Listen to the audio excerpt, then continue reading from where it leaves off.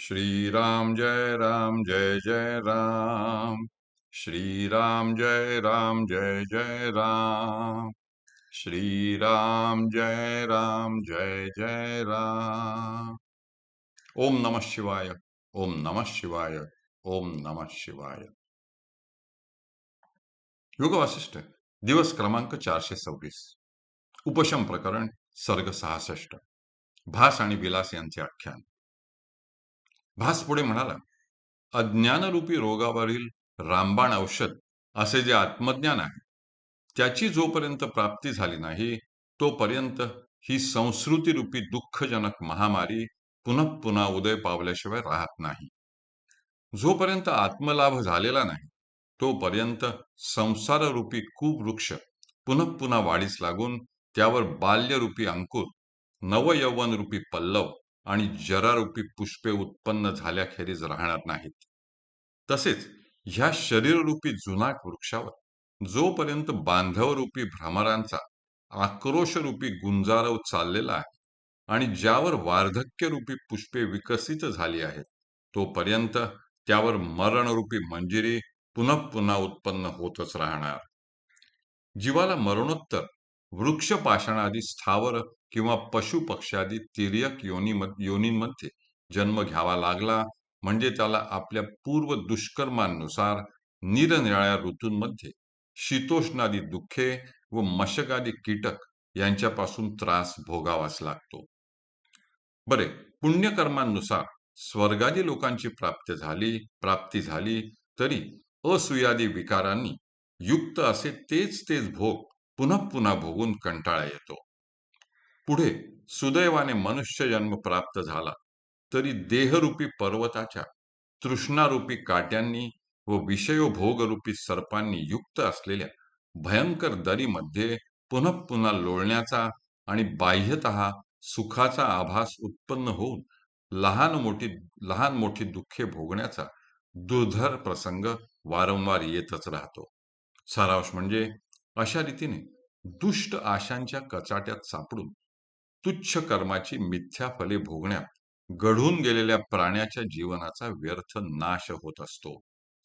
उन्मत्त मन विवेकाचा अव्हेर करून बाहेर पडले की तृष्णेच्या मागे स्वैर संचार करू लागते. मग ज्यामधील विवेक नष्ट झाला आहे अशा मिष्टान्नाला चटावलेल्या देहावर वार्धक्य वृद्धिंगत होते. श्रम, दौर्बल्य, रोग इत्यादिकांच्या योगाने दिवसेंदिवस शरीराची गात्रे शिथिल होत जाऊन देहयष्टी शुष्क व पांढुरकी होऊ लागते. म्हातारपणी मुले, नोकर इत्यादिकांनी केलेल्या अपमानामुळे शरीर काळे होत जाते. शरीरावरील तेज अस्तंगत होते व मनुष्याची मुखकांती मलिन होते. यौवन कोठे पळून गेले याचा पत्ता देखील लागत नाही. जीवितरूपी जर्जर वृक्ष कालरूपी वायूने हलविला गेल्यामुळे त्यावरील दिवसरूपी पाने आणि भोगरूपी फले गळून पडतात. बरे, मनुष्य भोगांपासून निवृत्त होण्याचा प्रयत्न करू लागला तरी त्याचे मन आशा, मोह, विषयभोग व त्यांच्यापासून प्राप्त होणारी सुखदुःखे यांच्या चिखलात बुडून जाते. तृष्णा ही जरी अत्यंत चंचल व नाजूक आहे तरी ती एखाद्या मंदिराच्या उच्च शिखरावर फडकणाऱ्या पताकेप्रमाणे चंचल असून निरनिराळ्या विषयांवर आरूढ आरूढ होत राहते. सर्वव्यापी काळ हेच ज्याचे बीळ आहे असा मृत्यूरूपी उंदीर या संसाररूपी विणीमधील जीविताशारूपी तंतू सतत कुरतडत असतो. जिच्यामध्ये तारुण्यातील विकाररूपी लाटा उसळत आहेत व जिच्यामध्ये क्रोध द्वेषादिकांचा फेस उडत आहे अशी जीवितरूपी भयंकर नदी लोभतृष्णादिकांचे मोठमोठे भोवरे उत्पन्न करीत अखंड वाहत असते. तसेच जगाच्या व्यवहारामध्ये उपयोगी पडणाऱ्या विविध शास्त्रांमधील कौशल्याने युक्त असणारी क्रियाप्रवृत्तीरूपी सरिता जन्मोजन्मी संथ गतीने वाहत असते. या जगातील बांधव जातादिक नद्या अत्यंत विस्तीर्ण आणि गहन अशा कालस्वरूपी सागरात गडप होतात. मित्रा, ही देहरूपी परम पुरुषार्थ प्राप्त करून देणारी रत्नशलाका नाशरूपी चिखलाच्या समुद्रामध्ये जन्मोजन्मी कोठल्या कोठे बुडून जाते, याचा पत्ता सुद्धा लागत नाही. ज्याप्रमाणे समुद्रामधील भोवऱ्यामध्ये पडलेले गवत गिरक्या खात असते, त्याचप्रमाणे कुकर्मांमध्ये रत झालेले चित्त चिंतारूपी भोवऱ्यात गुरफटून एकसारखे भ्रमण करीत राहते. अनंत कर्मांच्या प्रचंड लाटांवर हेलकावे खाणारे चित्त चिंतेमुळे जर्जर होते व त्याला क्षणाचीही विश्रांती मिळत नाही.